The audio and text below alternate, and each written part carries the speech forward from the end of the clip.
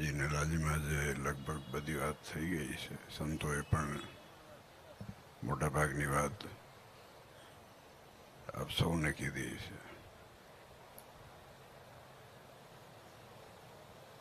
ઉનાળો ઘણો છે,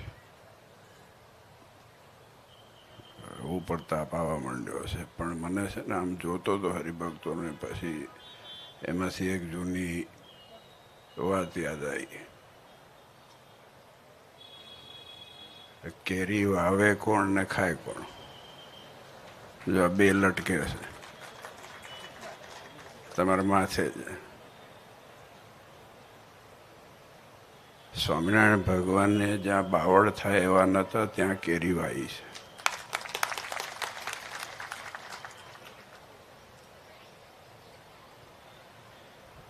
આમાં નથી છપૈયામાં અમે કંઈ કર્યું નથી, મ્યુઝિયમમાં બાપજી કંઈ કર્યું નથી, કાલ ઉઠીને લાજીમાં કરવાનું નિમિત્ત અમે બધા હોઈ શકીએ ને તમે હોઈ શકો છો.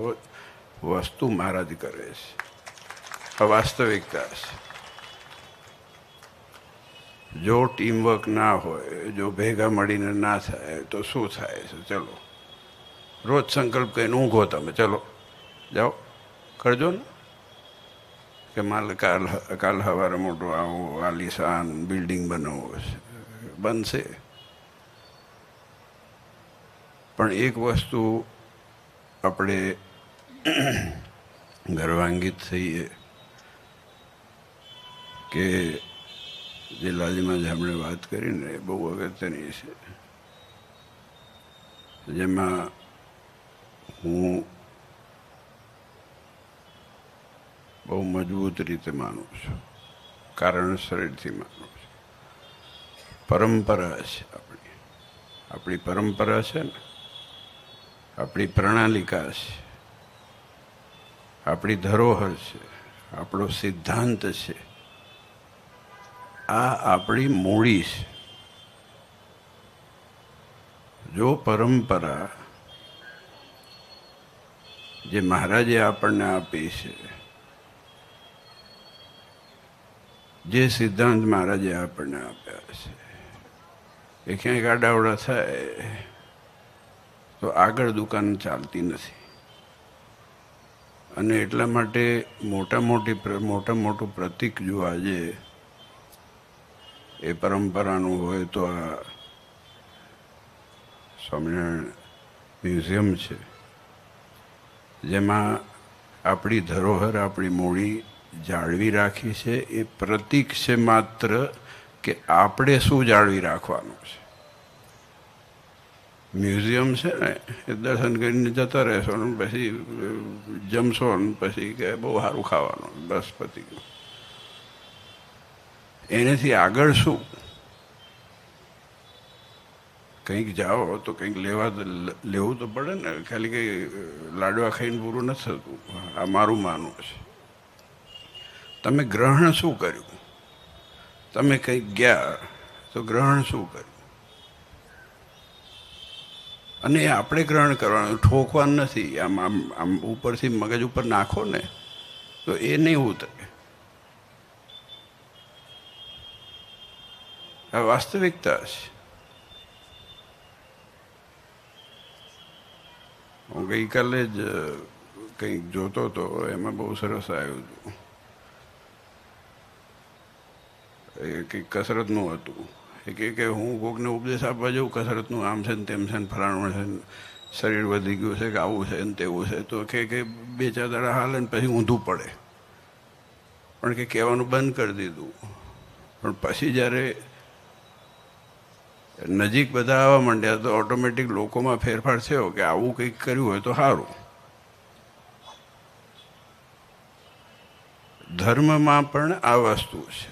તમે ધર્માંતરણ કરવા જાઓ ને, કોઈનું નીચું દેખાડવા જાઓ કે આપણું ઊંચું દેખાડવા જાઓ તો કદાચ 2-4 વખત સાંભળી લેશે, પછી એનું રિએક્શન રિવર્સ આવશે.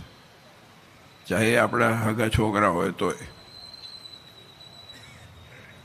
વસ્તુ એ છે કે આજના જમાનામાં એ કાર્ય એવું થવું જોઈએ જેથી કરીને એક વિચાર માણસની અંદર ઉત્પન્ન થાય અને એને જ થાય, આપણને નહીં.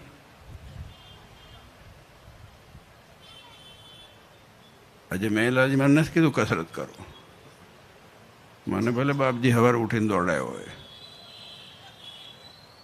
હા, જરૂર હતી, એ દોડતો હતો, મને દોડાયો દોડ્યો તો હું તો વધારે દોડ્યો હતો. મેં એમને નથી કીધું કસરત કરો. કે આજે વાસ્તવિકતામાં વાતાવરણ એ આપણી ક્રિયાથી બદલાય છે. આ વાસ્તવિકતા છે, આ હકીકત છે. આપણે કેવી રીતે શું કરીએ છીએ એમાંથી દુનિયા આજુબાજુમાં બને છે. આજે હમણાં મહાન સ્વામી કીધું આ પ્રોજેક્ટ ચાલે, આ પ્રોજેક્ટ ચાલે છે, આ બધું ભેગું થઈને ચાલે છે. વાતાવરણ સારું છે, નાનાદેવની કૃપા છે, સરસ થાય છે, થશે જ. પણ હું જે વસ્તુ કહું છું કે આમાંથી લઈ શું જવાનું છે. શું ચરણારવિંદના દર્શન કર્યા, એનો ઇતિહાસ જાણ્યો, આ કર્યો તે કર્યો, રામસ્વામી સરસ કથા કરી, આ મોટું યોગદાન સંતોએ એ વખતે આનું બધું રિસર્ચ કર્યું, હરિભક્તોએ આટલું યોગદાન આપ્યું, સેવાઓ કરી, તમે બધાએ દેશમાંથી વિદેશમાંથી આટલી બધી સેવા કરી. પાછળ કારણ શું, પાછળ છેડો શું? ચલો પાછળ શું? હવે ધોળા માથાવાળા જ જોવાના મારે.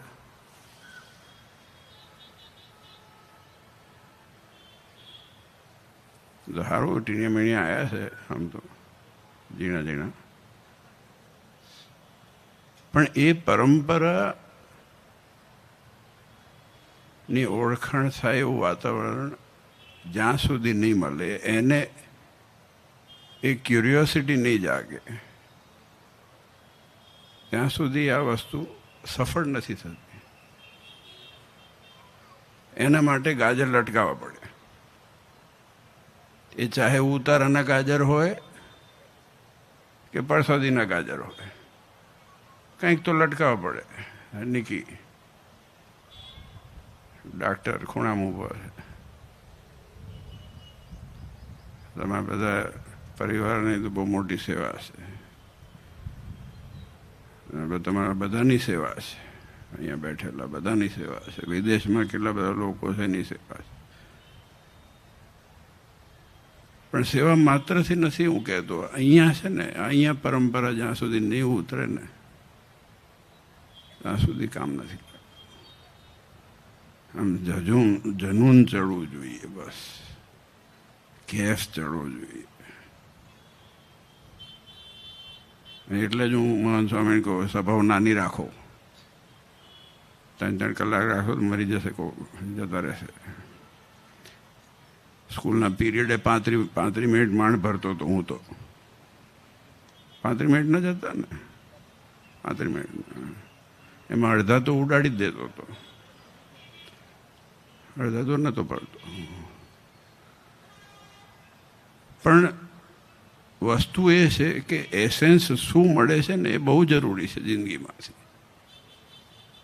શીખ શું મળે છે, તારણ શું મળે છે, છેડો શું મળે છે.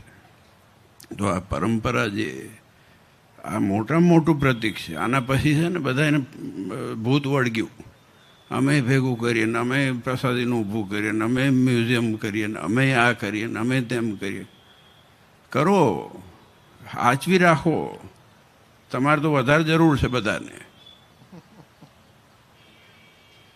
જેને ખોવાઈ ગયું છે એને જરૂર છે, અમારે તો હતું જ. આ આપણા માટે ગર્વાન્વિત થવાની બાબત છે કે આપણે આજે અંદર જે વસ્તુઓ છે સંતો હરિભક્તોએ તો આપી, બાપજીએ કીધું એ પ્રમાણે. પણ મોટા ભાગની વસ્તુઓ, 80% વસ્તુઓ એ પરંપરાગત અયોધ્યા પ્રસાદ દાદાથી જે આવેલી છે એ અમારા ઘરની છે, કોઈના બાપની નથી, મારા બાપની છે. એ મારો બાપ સ્વામિનારાયણ ભગવાન.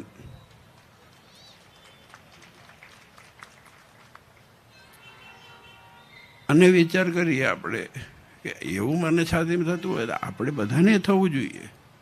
આપણા પાસે શું છે? હજી લોકો ડાફોડિયા મારે છે, આપણા પાસે ઓલરેડી છે. લોકો હોધે છે અમે આમ બનાવીશું તેમ બનાવીશું, નકશા બનાવો, ના કરો ને તે કરો ને ત્રીજે વર્ષે જતું રહેશે. આપણે પાસે છે ને.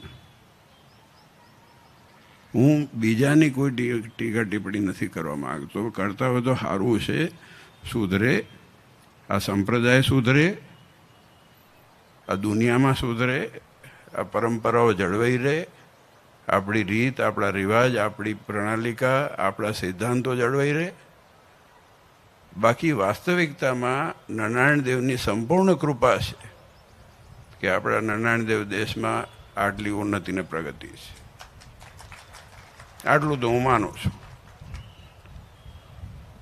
આજે 14 વર્ષ સરસ જો આયોજન થયું. આવતી વખતે આ વખતે ટાઈમ થોડો ઓછો હતો, આવતી વખત મોટા પાયે સરસ કરશું. બહુ મોટી સંખ્યાની અંદર અમે સંતો અને હરિભક્તો તમે બધા એકત્રિત થયા છો અને 11:15 થયા છે, જમવાનું ટાણું થઈ ગયું છે. તમને ખબર છે ભૂખ લાગી જ છે, મને લાગી છે.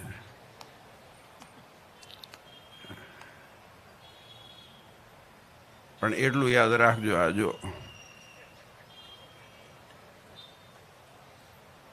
આ બે જોઈ લેજો.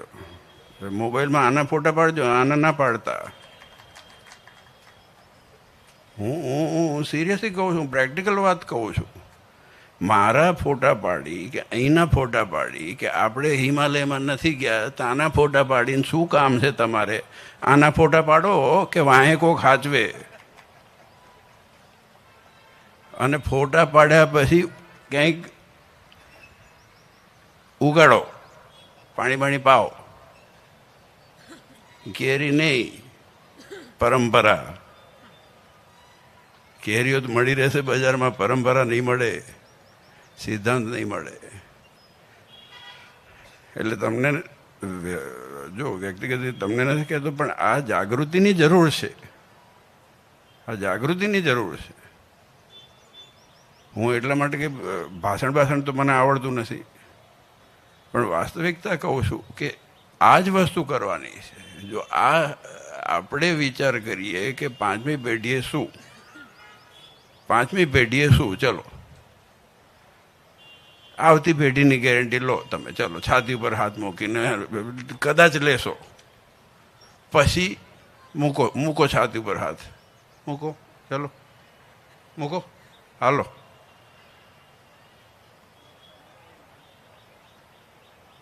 આ વાસ્તવિકતા નથી. એને સ્વીકારવાની છે, પણ સ્વીકાર્યા પછી એને એવું વાતાવરણ આપવાનું છે જેથી કરીને આ ઉગી શકે. એટલે ખૂબ આનંદ થયો. હવે 12 વાગ્યા પહેલાં બધાને ભોજન મળે. શ્રીપતિમ શ્રીધરમ સર્વદેવેશ્વરમ ભક્તિધર મહાત્મજમ.